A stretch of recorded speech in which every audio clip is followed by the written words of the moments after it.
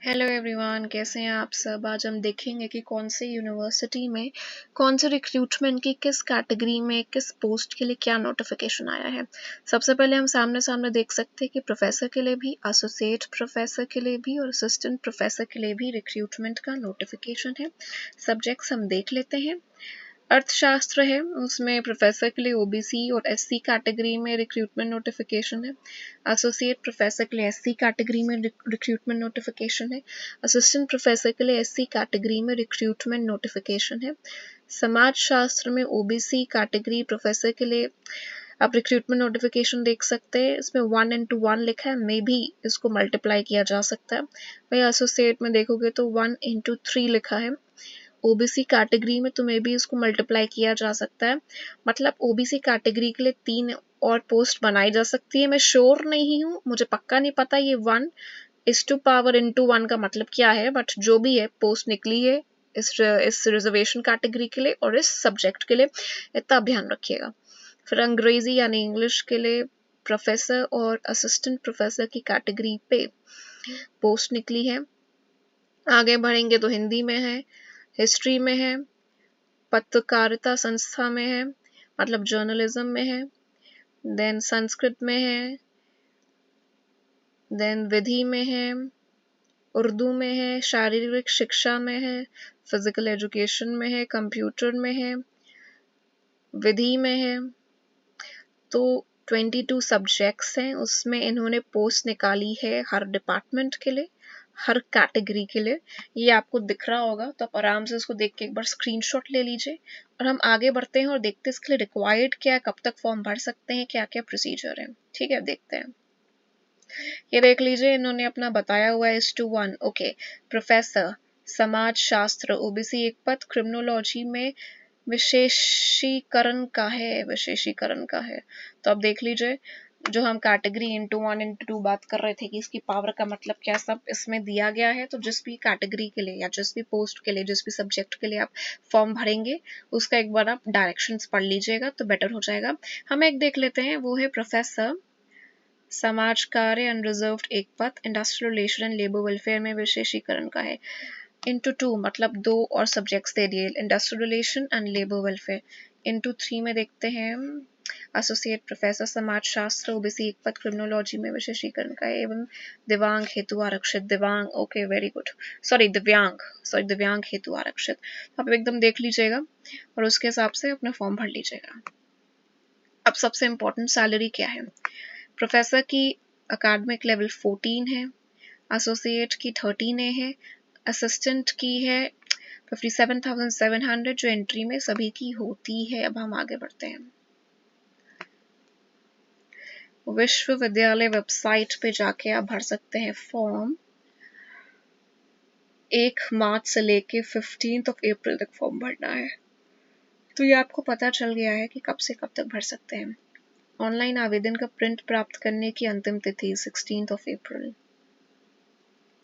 Payment भी 15 अप्रैल तक कर सकते हैं और प्रिंट आप 16 अप्रैल तक निकाल सकते हैं। वंडरफुल। अनरिजर्व्ड के लिए फ्री है 2500, ईडब्ल्यूएस के लिए फीस है 2500, ओबीसी के लिए भी 2500, एससी एसटी के लिए 2000 और जो इसका आप प्रिंट आउट निकालोगे फॉर्म फिल करने के बाद, वो 25 अप्रैल तक पहुंच जाना चाहिए। मतलब 25 अप्रैल तक प्रिंट आउट फिल्ड फॉर्म का पूरे डॉक्यूमेंट्स के साथ पहुंच जाए। 15 तक आप फीस भर सकते हो और 16 तक उसका प्रिंट आउट निकाल सकते हो। उसके बाद पोर्टल बंद हो जाएगा। जब ऑनलाइन आवेदन की प्रिंट की तिथि दे दी जाती है पोर्टल में, इसका मतलब है कि उसके बाद आप खोल ही नहीं पाओगे। अगर आपने फॉर्म भर भी दिया और आपने डाउनलोड नहीं किया या डाउनलोड का ऑप्शन नहीं आ रहा है, तो आप फॉर्म का प्रिंट आउट नहीं निकाल पाओगे।